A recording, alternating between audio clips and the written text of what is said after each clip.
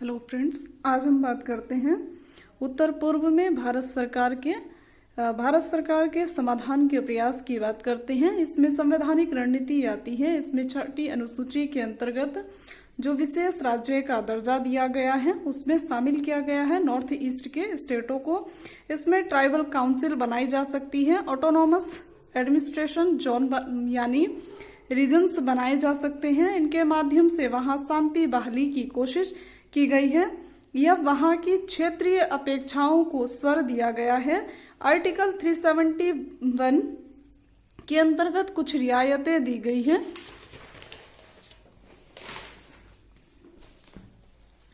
या फिर छूट दी गई है। आर्टिकल 371 उत्तर पूर्व के राज्यों की अपेक्षाओं को कैसे पूरा करता है। आर्टिकल 371 में मिजोरम के सीएम है लंथनवाला। इन्होंने कहा कि ये जिस तरह से जम्मू कश्मीर से अभी हाल फिलहाल में आर्टिकल 370 हटा है, तो ये नॉर्थ ईस्ट के स्टेट से आर्टिकल 371 को भी हटा लेंगे। तो फिर हमारे गृह मंत्री साहब जी आए, अमित शाह जी, उन्होंने बाकायदे संसद में भाषण दिया और उन्होंने कहा कि जो आर्टिकल 370 था जम्मू कश्मीर में जो था, वो देश की एकता और अखंडता को उसने तोड़ने की कोशिश की। जबकि जो नॉर्थ ईस्ट में आर्टिकल 371 जो वहां पे अप्लाई होता है, वो देश की एकता अखंडता को तोड़ता नहीं, बल्कि वो क्या है, वो जोड़ता है देश की एकता और अखंडता को। इसलिए हम आर्टिकल 371 को नॉर्थ ईस्ट से नहीं हटाएंगे। तो आर्टिकल 371 की बात करें तो इसमें कहा गया है कि ये सांस्कृतिक रक्षा के लिए विशेष अधिकार दिए गए हैं। जबकि जम्मू कश्मीर एंटी नेशनल गतिविधि हो रही थी। जो जम्मू कश्मीर में आर्टिकल 370 हटाया गया तो उसकी कंडीशन थी कि वहां एंटी नेशनल गतिविधियां हो रही हैं और जो भी देश के विरुद्ध होगा उसके लिए एक्शन तो लिया ही जाता है। तो जम्मू कश्मीर भारत की एकता अखंडता पर प्रहार हो रहा था, जबकि आर्टिकल 371 नॉर्थ ईस्ट को भारत से जोड़ने का प्रयास करता है। आर्टिकल 371 एक तो इसमें स्पेशल स्टेटस की बात की गई है, दूसरा स्पेशल राइट्स मिले हैं नॉर्थ ईस्ट के स्टेट को। आर्टिकल 371 महाराष्ट्र गुजरात के पिछड़े क्षेत्र के विकास के बारे में राष्ट्रपति को अधिकार या शक्तियां प्रदान करता है। महाराष्ट्र का विदर्भ और मराठवाड़ा व गुजरात का सौराष्ट्र और कच्छ क्षेत्र इसके अंतर्गत आता है, जहां राष्ट्रपति विकास बोर्डों का निर्माण कर सकता है या विकास बोर्डों की स्थापना कर सकता है। हिमाचल के कुछ हिस्सों में भी इसको लागू किया गया है। आर्टिकल 371 का क्लोज ए नागालैंड में लैंड राइट्स प्रदान करता है। वहां की विधानसभा को वहां जमीन खरीदने का अधिकार बाहर के लोगों को नहीं होगा। वहां पर्सनल लॉ नागा जनजाति पर, सोशलिक इकोनॉमिक मामलों में, सामाजिक धार्मिक मामलों में निजी कानून लागू होता है। वहां भारत का कानून लागू नहीं होगा कि आपकी जो भी पर्सनल लिबर्टी उनको काफी ज्यादा दी गई है कि आपका जो भी सोशल है, इकोनॉमिक है, उसमें आप अपनी राइट्स, उनको स्पेशल राइट्स मिले हुए हैं। वहां भारत का कानून लागू नहीं होता है। इनर लाइन परमिट की व्यवस्था भी इसी आर्टिकल से जुड़ती है। आर्टिकल 371 का क्लोज बी, मेघालय का निर्माण असम से अलग होकर आर्टिकल 371 का क्लोज बी से हुआ। आर्टिकल 371 का क्लोज सी, मणिपुर के अंतर्गत विकास की बात की गई है। यहाँ के राज्यपाल को ये अधिकार होगा कि वो पहाड़ी क्षेत्रों के विकास के लिए काम करे। राष्ट्रपति राज्यपाल से कहकर पहाड़ी क्षेत्रों के विकास के लिए बोर्ड बना सकता है। आर्टिकल 371 का क्लोज डी एंड क्लोज ई आंध्र प्रदेश के लोकल एजुकेशन जॉब्स में प्रायोरिटी देने की बात करता है। आंध्र प्रदेश की कुछ जनजातियां ऐसी हैं जहां नौकरियों में सरकार आरक्षण कर सके। आर्टिकल 371 का क्लोज एफ, सिक्किम में रहने वाले भूमि खरीदने से परे जाकर यहां तक कि सिक्किम के लैंड राइट्स के मामले यहां की विधानसभा के निर्णय को सुप्रीम कोर्ट और केंद्र की संसद भी बदल नहीं सकती, यानी पावरफुल लैंड राइट्स सिक्किम को दिए गए हैं। आर्टिकल 371 का क्लोज जी, मिजोरम क्षेत्र में लैंड एक्विजेशन है जो है औद्योगिकीकरण है, बाहरी अधिकारों को नियंत्रित करता है, स्थानीय लोगों के अधिकारों को सुनिश्चित करता है। आर्टिकल 371 का क्लोज एच, ये अरुणाचल प्रदेश के राज्यपाल को अधिकार देता है लॉ एंड ऑर्डर के संदर्भ में मुख्यमंत्री को निर्देशित कर सके। आर्टिकल 371 का क्लोज आई, गोवा विधानसभा में न्यूनतम 30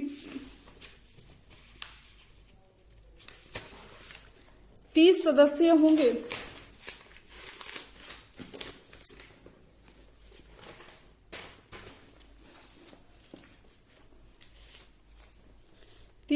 होंगे।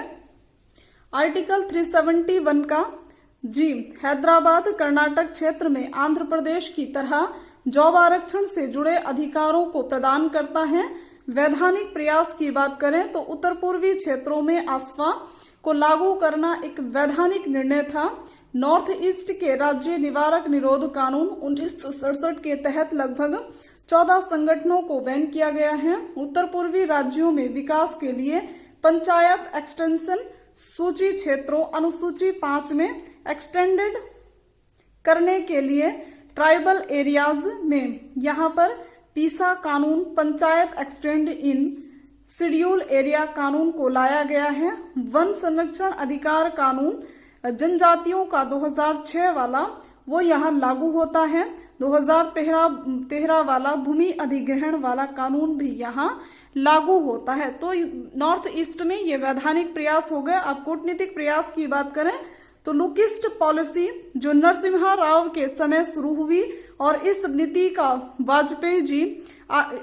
को वाजपेयी जी आगे लेकर गए और अब वर्तमान सरकार एक एक्टिस्ट में बदला, जिसका मतलब है दक्षिण पूर्वी एशिया के देश के साथ प्रगाढ़ संबंध बनाना, आर्थिक संबंध, सामरिक संबंध, राजनीतिक संबंध, तकनीकी संबंध।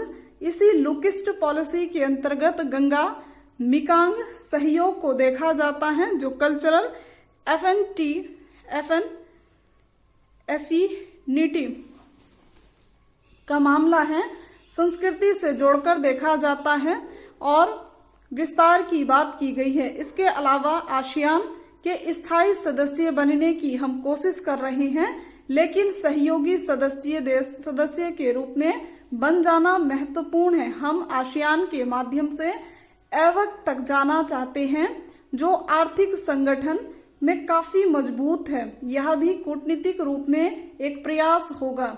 सरकार के कूटनीतिक प्रयास में ट्रांस एशियन रेलवे मार्ग है, मणिपुर से बर्मा फिर बर्मा से लेकर साउथ ईस्ट एशिया तक बिछाने की बात है। ट्रांस एशियन हाईवे है जो यहाँ से प्रस्तावित है। जो इसके अलावा यहाँ पर oil and natural gas pipeline है। पाइपलाइंस की जो अनुमति दी गई है बर्मा में और बांग्लादेश में ऑयल एंड नेचुरल गैस बनाता है। तो यहाँ पर पाइपलाइन डिप्लोमेसी के तहत सरकार द्वारा काम किया जा रहा है। पहुंच का संकट, Kaladan, multi mode transit facility की बात की गई है। जो बांग्लादेश से ऊपर का जो रोड है ना वो मात्र 22 किलोमीटर का है, बहुत संकीर्ण सा रास्ता है। तो यहाँ से हम बहुत सारी चीजें नहीं ले जा सकते। तो इसलिए अब भारत सरकार क्या कर रही है, बांग्लादेश के साथ समझौता करके हुगली से निकाला सितवे पोर्ट तक। हुगली से ये इंडियन ओशन से हुगली से और सितवे पोर्ट की जो दूरी है वो 539 किलोमीटर है, जबकि अगर हम इधर से जाएंगे तो ये 590 किलोमीटर की दूरी बैठ रही है। और ये इंडियन ओशियन से जाते हुए सितवा पोर्ट से यहाँ पर काला नदी पड़ती है, ये 158 किलोमीटर इसकी लंबाई है। फिर यहाँ से जाते हुए हम मिजोरम पहुंच जाते हैं और ये जो हाईवे बना है म्यांमार पे ये 129 किलोमीटर का हाईवे है, म्यांमार को भी ये जाता है। तो ये 129 किलोमीटर का, यहाँ से कुल मिला के काम ये किया गया है कि यहाँ की दूरी को कम कर दिया गया है। कहाँ 1590 किलोमीटर, कहाँ 539 किलोमीटर। तो इसमें थोड़ा सा डिफरेंस आया है ताकि हम अपने जो कार्य हैं उनको गति दे पाए और अपने काम को भी क्या कर पाए, तेज रफ्तार से कर पाए। फिर एक और दूसरा मार्ग लाया गया, पहला तो हुगली से सितवा पोर्ट तक था, फिर दूसरा लाया गया कलकत्ता से सितवा पोर्ट तक। ये भी इंडियन ओशन से, और एक लाया गया अक्रूरा बांग्लादेश से और त्रिपुरा के बीच में। ये 499 किलोमीटर की दूरी है, और अगर हम इधर से आएंगे घूम के तो ये 1599 किलोमीटर की दूरी है। इससे एक तो समय का और रिसोर्स का भी क्या होगा, बचत ही होगी एक तरह से। तो 2010 में अग्रतला अक्रूर कलकत्ता हाईवे प्रोजेक्ट बना, इस पे काम चल रहा है। सरकारी विकासात्मक प्रयास, तो डेवलपमेंटल रणनीति होती है और दूसरा डिफेंस रणनीति होती है। सबसे पहले बात करते हैं विकासात्मक रणनीति की। तो नॉर्थ ईस्ट के क्षेत्रों में इंफ्रास्ट्रक्चर डेवलपमेंट, अधोसंरचना के विकास को केंद्र में लिया और अधोसंरचना के विकास में सड़कों का निर्माण, रेलवे का निर्माण, हवाई यातायात का निर्माण, विद्युत प्रदाय करने की स्थितियां, संचार तंत्र का निर्माण, इन सब पर सबसे ज्यादा ध्यान दिया। 2008 में नॉर्थ ईस्ट विजन 2020 को लाया गया, जिसके तहत इन सारी परियोजनाओं को आगे बढ़ाने की बात की गई। 2009 में स्पेशल इंफ्रास्ट्रक्चर डेवलपमेंट पैकेज, 2010 में प्लांट एक्सपेंडिचर का 9% इस पर खर्च किया जाएगा। वर्तमान सरकार ने नॉर्थ ईस्ट एरिया में 2017 के बाद 2 से 3 परियोजनाएं शुरू की हैं। इसमें हिल एरिया डेवलपमेंट प्रोजेक्ट जो 1970 में हुआ था, उसको 2017 में नए तरीके से परिभाषित किया गया है। इसी प्रकार आकांक्षापूर्ण जिले PCS डिस्ट्रिक्ट जो 14 आकांक्षापूर्ण जिले की पहचान की गई है। नॉर्थ ईस्ट के इलाके में हमारी स्मार्ट सिटीज में से 8 स्मार्ट सिटीज नॉर्थ ईस्ट में बनाई जा रही हैं। नॉर्थ ईस्ट इंडस्ट्रियल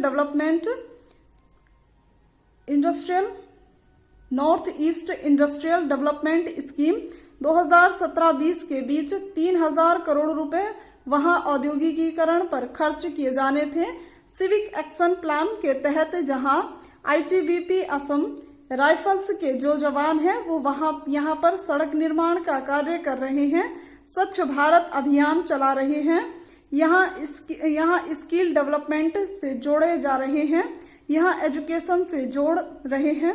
हेल्थ स्वच्छता अभियान चला रहे हैं। आपदाओं के समय मदद कर रहे हैं ताकि लोगों का दिल जीता जा सके। भारत के प्रति उनके विरोध को बदला जा सकता है, उनके आग्रह को बढ़ाया जा सकता है, भारत के प्रति प्यार को बढ़ाया जा सके। नॉर्थ ईस्ट के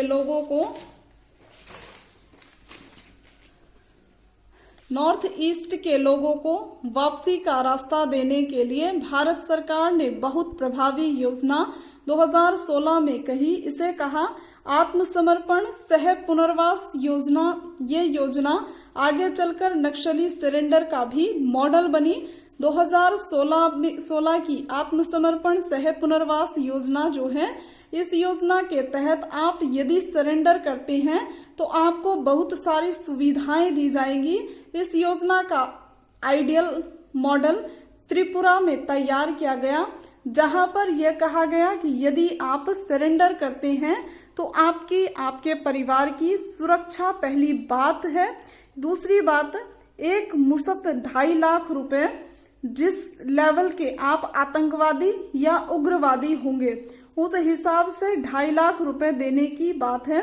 तीसरा, इसमें कहा गया कि 36 महीने तक 4000 रुपए प्रति माह दिए जाएंगे। प्रोफेशनल स्किल ट्रेनिंग सेंटर में भेजा जाएगा। आपके आवास की व्यवस्था की जाएगी, आपके बच्चों की शिक्षा की व्यवस्था की जाएगी, आपके पुनर्वास की व्यवस्था की जाएगी ताकि आप डेवलप हो सके, फिर से पुनर्वास कर सके और आप आतंकवादी जो नक्सलवादियों की जो टेंडेंसी बढ़ रही है उसको हम काफी हद तक रोक सकें। लेकिन जिस हिसाब से इसमें फैसिलिटी दी गई है तो पहले लोग यही सोचेंगे कि या तो उग्रवादी या नक्सलवादी बनके देख लेते हैं, फिर उसके बाद हम क्या करते हैं, उसके बाद हम नॉर्मल लाइफ जी लेंगे, क्या दिक्कत है। By Modi government infrastructure development in north east, road, railway और एयर की बात करें तो रोड की बात करें तो 10,500 किलोमीटर के निर्माण की परियोजनाएं चल रही हैं, जिसमें इम्फाल मोरो या वर्मा परियोजना, इम्फाल यह मोरो बर्मा परियोजना चल रही है, दीमापुर कोहिमा परियोजना चल रही है। अरुणाचल प्रदेश में 2020 में अमित शाह ने 50,000 करोड़ रुपए की राशि एक मुश्त दी है। Arunachal Pradesh frontier highway, Joram कोलारियांग highway, ये मात्र 20 किलोमीटर का है, ठीक है। भूपेन हजारिका ब्रिज बनाया गया है, ये पुल है, जो ये पुल है भूपेन हजारिका ब्रिज बनाया गया है। फिर सिसिरी रिवर ब्रिज बनाया गया है, सिसिरी रिवर ब्रिज बोलते हैं इसको। बायरंग ब्रिज बनाया, सिंगल लैंड स्टील केबल पहला ब्रिज है ये बायोरंग का। चीन के विदेश मंत्री ने कहा कि यह चीन की क्षेत्रीय संप्रभुता का हनन है, इससे भारत व चीन के बीच विश्वास बाधित होगा और इसके कारण द्विपक्षीय समझौते पर भी असर पड़ेगा, भविष्य में संकट का कारण बनेगा, क्योंकि अरुणाचल प्रदेश को चीन ऐसा मानता है कि वो हमारा अपना पार्ट है, ठीक है, जबकि है तो भारत का ही, क्या बोल सकते हैं। अरुणाचल प्रदेश एक IIT की स्थापना भी की जाएगी। अरुणाचल प्रदेश में घोषणा की है वर्तमान सरकार ने कि अब वहां क्या करेंगे, हम एक IITs भी खोलेंगे। एयरपोर्ट में तेजू एयरपोर्ट अरुणाचल प्रदेश में खोला जाएगा। रेल में गुवाहाटी, ईटानगर, अगरतला रेल मार्ग से जुड़ी, और ये विकास परियोजनाएं हैं सभी। नॉर्थ ईस्ट में 491 छोटे बड़े रेल विकास प्रोजेक्ट हैं, 6.5 लाख करोड़ रुपए का निवेश किया है और 2021 तक हमारी सबसे महत्वाकांक्षी परियोजनाएं पूरी हो जाएंगी। मिजोरम की सीमा 12वीं तक तो पहुंचती है, लेकिन मिजोरम के अन्य हिस्सों में नहीं पहुंचती। इसे 12वीं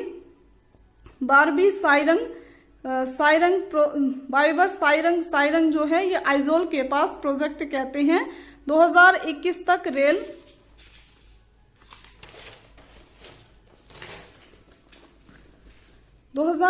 तक रेल लाइन पहुंचने की योजना है। सिक्किम गंगटोक को रेल लिंक से जोड़ने की बात है। 10,000 फीट की ऊंचाई पर गंगटोक को जोड़ना बहुत आसान काम नहीं होगा, क्योंकि ये 10,000 फीट पर बन रहा है रेल प्लेटफॉर्म।